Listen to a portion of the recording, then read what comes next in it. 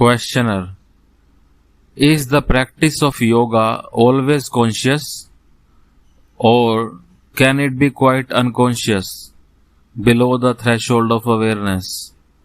Maharaj: in the case of a beginner, the practice of yoga is often deliberate and requires great determination.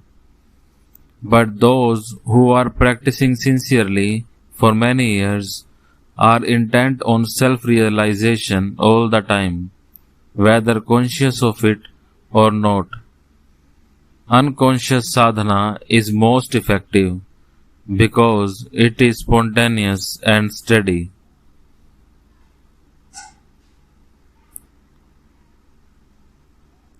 Questioner: what is the position of the man who was a sincere student of yoga for some time and got discouraged and abandoned all efforts?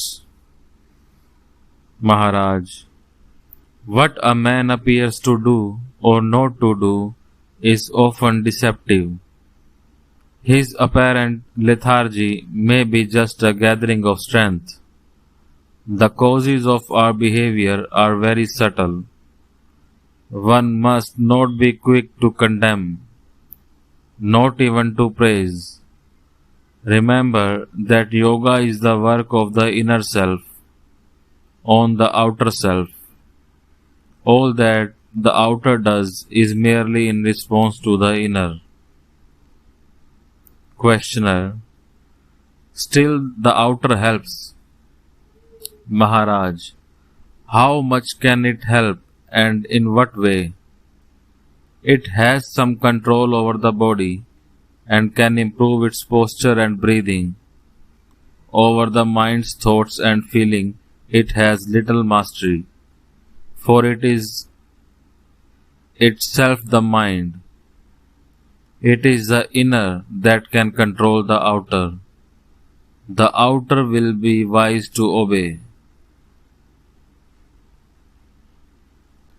Questioner: if it is the inner that is ultimately responsible for man's spiritual development, why is the outer so much exhorted and encouraged?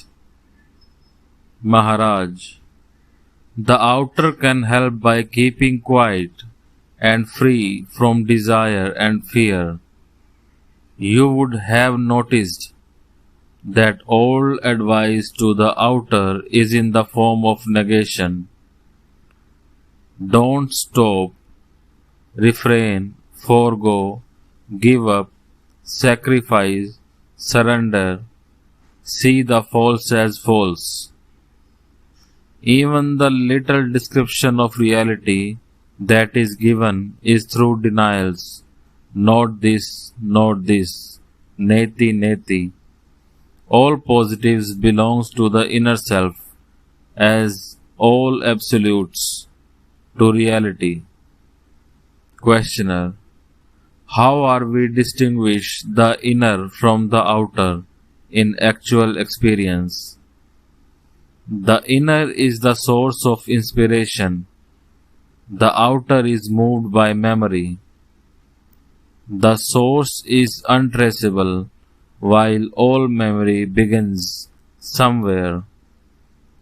Thus, the outer is always determined, while the inner cannot be held in words. The mistake of students consists in their imagining the inner to be something to get hold of, and forgetting that all perceivables and transient and therefore unreal. Only that which makes perception possible, call it life or Brahman or what you like, is real. Question: must life have a body for its self-expression? Maharaj: the body seeks to live. It is not life that needs the body. It is the body that needs life. Questioner: does life do it deliberately? Maharaj: Does love act deliberately? Yes and no. Life is love and love is life. What keeps the body together but love? What is desire but love of the self? What is fear but the urge to protect? And what is knowledge but the love of truth? The means and forms may be wrong, but the motive behind is always love. Love of the me and the mine. The me and the mine may be small or may explode and embrace the universe, but love remains. Questioner: the repetition of the name of God is very common in India. Is there any virtue in it? When you know the name of a thing or a person, you can find it easily. By calling God by His name, you make Him come to you. In what shape does He come? According to your expectation. If you happen to be unlucky and some saintly souls give you a mantra for good luck and you repeat it with faith and devotion, your bad luck is bound to turn. Steady faith is stronger than destiny. Destiny is the result of causes, mostly accidental, and is therefore loosely woven. Confidence and good hope will overcome it easily. When a mantra is chanted, what exactly happens? The sound of mantra creates a shape which will embody the self. The self can embody any shape and operate through it. After all, the self is expressing itself in action, and the mantra is primarily energy in action. It acts on you.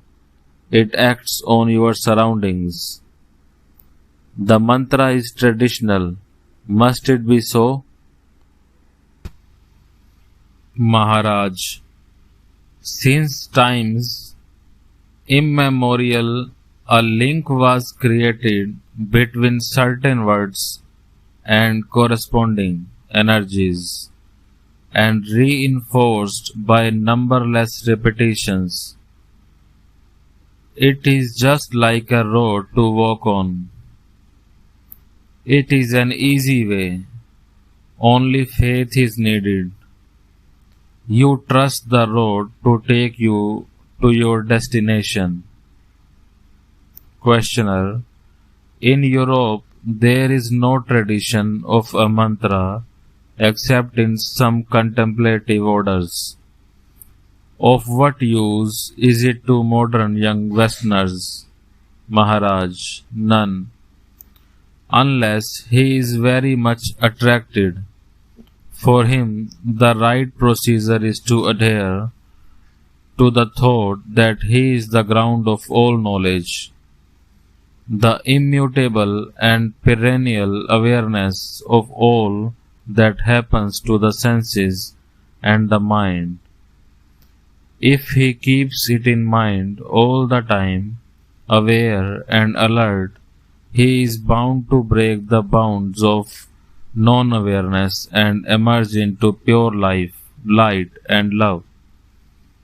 The idea, I am the witness only, will purify the body and the mind and open the eye of wisdom.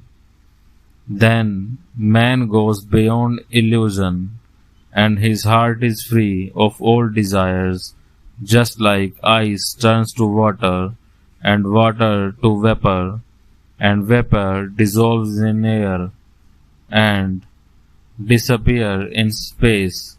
So does the body dissolve into pure awareness, then into pure being, Paramakash, which is beyond all existence and non-existence. Questioner: the realized man eats, drinks and sleeps. What makes him do so, Maharaj. The same power that moves the universe moves him too. Questioner. All are moved by same power. What is the difference? Maharaj. This only. The realized man knows what others merely hear, but don't experience. Intellectually, they may seem convinced, but in action, they betray their bondage, while the realized man is always right. Questioner. Everybody says, I am. The realized man too says, I am. Where is the difference? Maharaj. The difference is in the meaning attached to the words I am. With the realized man, the experience I am the word is mine, is supremely valid. He thinks, feels, and acts integrally and in unity with all that lives. He may not even know the theory and practice of self-realization and be born and bred free of religious and metaphysical notions, but there will not be the least flaw in his understanding and compassion. Questioner. I may come across a beggar, naked and hungry, and ask him, Who are you? He may answer, I am the Supreme Self. Well, I say, since you are the Supreme, change your present state. What will he do? Maharaj. He will ask you, which state? What is there that needs changing? What is wrong with me? Questioner. Why should he answer so? Maharaj.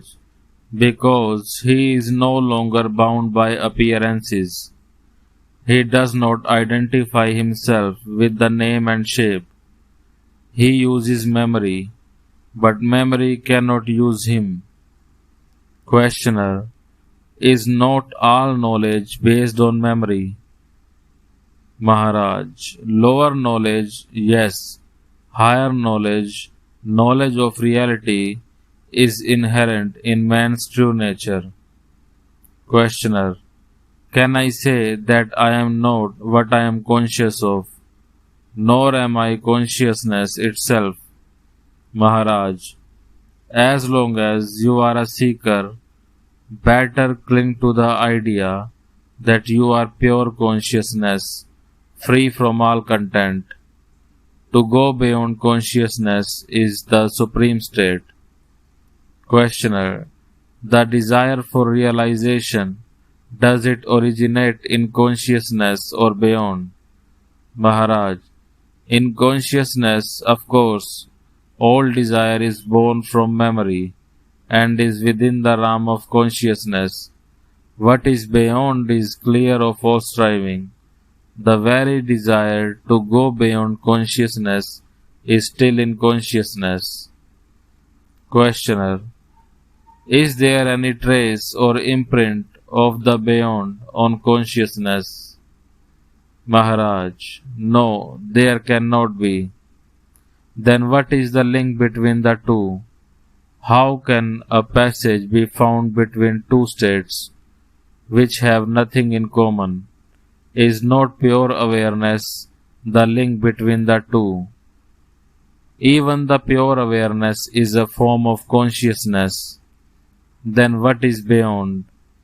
Emptiness.